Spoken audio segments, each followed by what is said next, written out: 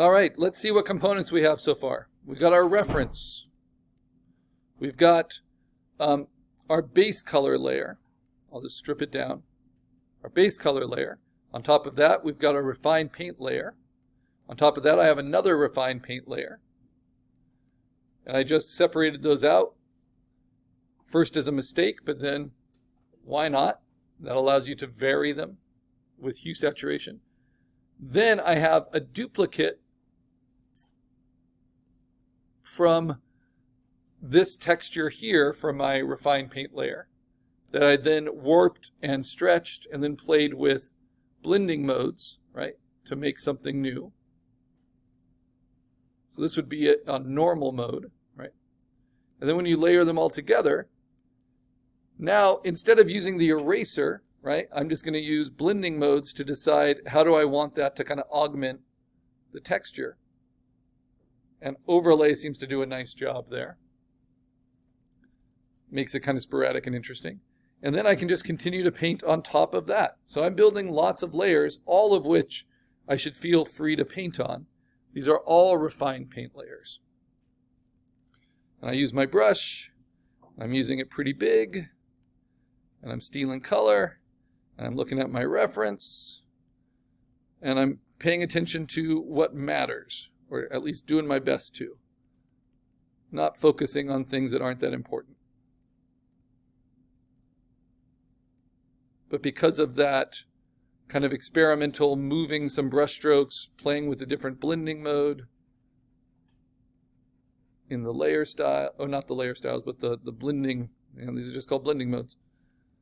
That gave me a lot more colors I can steal from. The paint direction's more arbitrary here.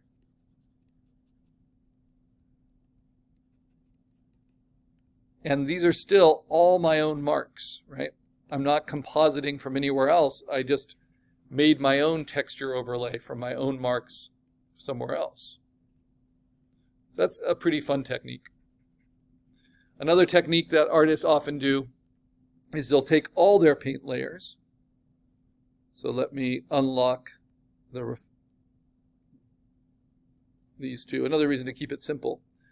Take all your paint layers, however many you have, put them into a folder, right? And then what you can do is just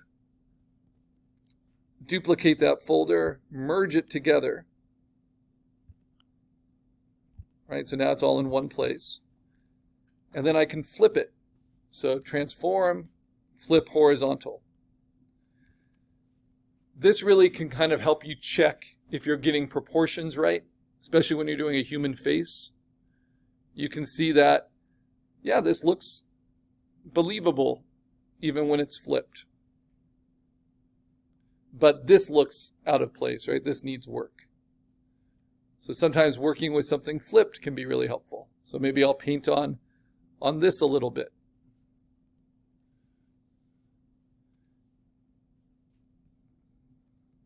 Because now I'm working towards a finish.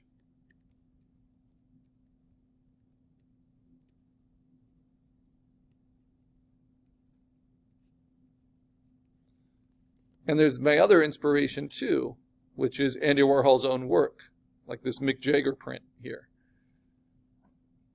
Now what this has, he would actually use diamond dust. He would grind up diamonds or get diamond dust from jewelers. It's not that expensive. Mix it into his inks. And it's kind of like a glitter additive. How could I get that kind of special effect in my digital painting? I obviously can't put glitter into it. But I could try a different brush. Maybe a brush that's a lot more granular. Because in digital images here, this just kind of looks like sandpaper or something. Which is something I think William de Kooning used a lot in his paintings. He would just sand over sections of them. He would pour turpentine on them and bleach. See what effects you got. So having that kind of experimental spirit would be nice. So how can I do that? Well, let's go out of the brushes I've designed. And let's instead explore some of these ones that are within Photoshop now.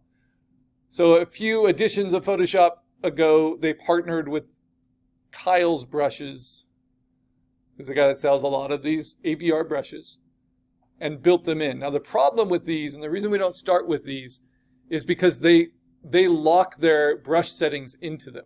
You can still modify them, but they'll always start with some set brush settings. So if I want something granular and dry, let me look at the dry brushes. And if I look at like the chunky charcoal, and I try it, maybe there's something there, or maybe I try this pastel.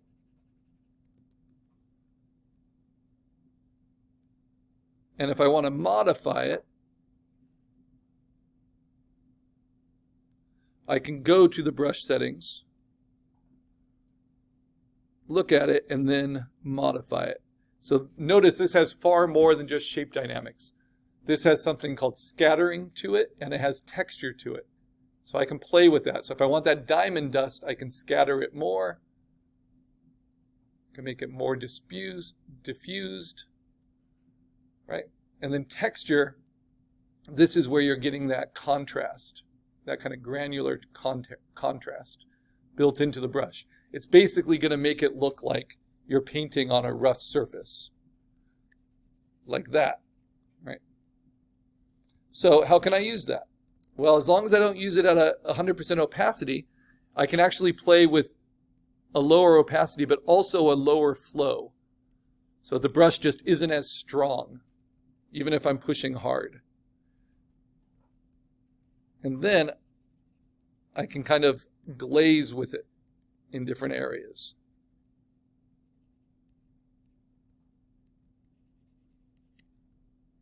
Like using charcoal pencil over the top of watercolor paint. But I get all these different colors, right?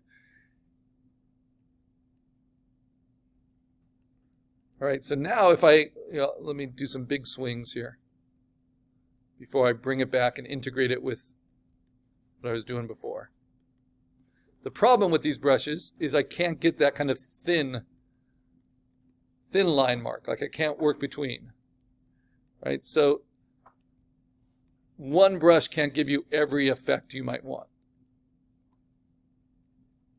But they can definitely be fun to kind of help build the texture.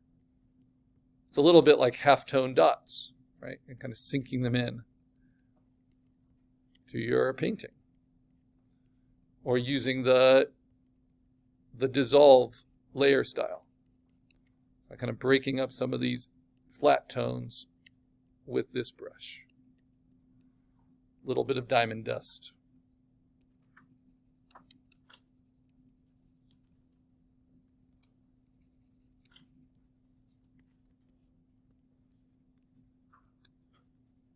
But remember, you got to treat it everywhere. Now, I've been remiss to treat this kind of holy cross at the top. This realm of the British Empire symbol. So let me get some of that texture on there.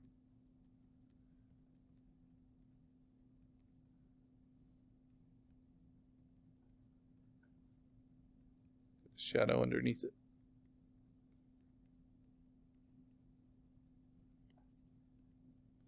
And if you're having fun with it, if you enjoy the process, you're doing the right things. If you're getting really, really tense in your shoulders and you're gripping your stylus really hard, then you're probably not having fun. You should come up with a looser approach.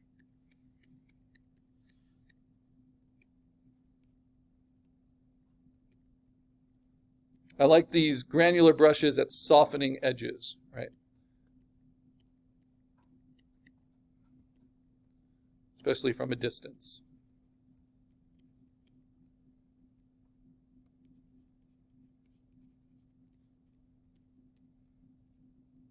Okay, so now this is what that surface looks like. It's a lot. But here's the beauty of working it the way I did. I can turn on the group underneath. I can flip this one back around, this duplicate.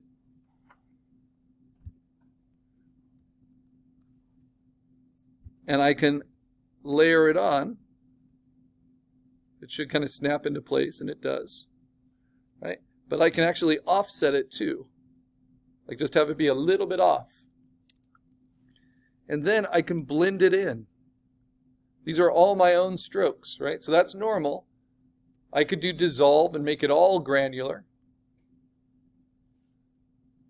Reminds me of Marvel's the snap and turning into dust, right? Or I can play with letting what I added darken what's already there. That works pretty well. And I can play with the opacity of it, right? But I can also do something more than just darken. I can play with overlay.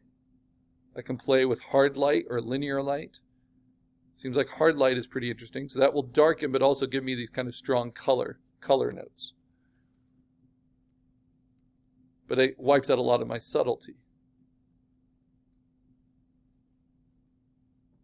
So soft light seems to be a nice in-between. Right, so you see that texture, very subtle in there. That's that diamond dust. I don't want it to be too obvious, right? And I can build that up a couple times. I can duplicate that again and use it in a different way. This time where it's darker. And maybe this time when I play with hue saturation, again, these are all my own marks. I can play with the spectrum of the color. This is why I like to have a mouse. Sometimes it's hard to control these with the tablet, right? Let it go even more pink. You can see how that augments my original, right? So you're just building this up layer by layer, getting kind of the effect you want. And now that I've done that, I really like what it did to this part of the jacket. To me, that feels done. This part is a little weird, so I'm just going to take my eraser. And there is a brush for the eraser. I always forget where it is, but it's really helpful. There it is. It's Kyle's eraser, Natural Edge. I actually like this one quite a bit, but it's annoying because you can't use it for anything else. So if you're using it for, if you're painting and then you choose this brush, it will automatically change to the eraser tool and you have no control of that. That's why I don't love the defaults within Photoshop, which is why you need to learn how to modify them sometimes.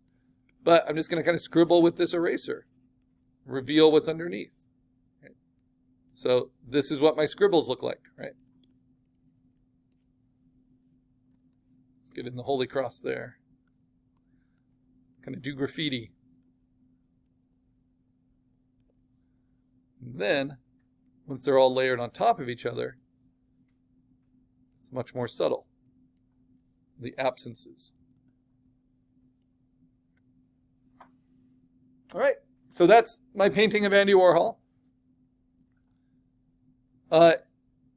There are other ways to kind of cheat and finish it, but I like the combination of light and dark and soft that we get. I can also use the eraser at low opacities, where I feel like this diamond dust is too strong.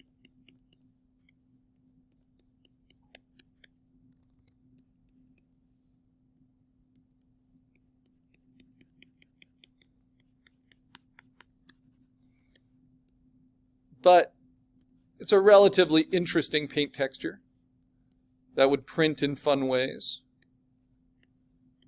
Though it would take more time to fully build it up. You can still see some of the base paint there. Even some of the shape sketch here. So how do I finish it off? Without cheating, is I just turn off everything except the white background. Right? Turn off my references. And then I save it as a JPEG and I turn it in. So I might as well crop it first. Remember, we want it to be at least 8 by 10 by 300 pixels per inch. So once I've cropped it, because I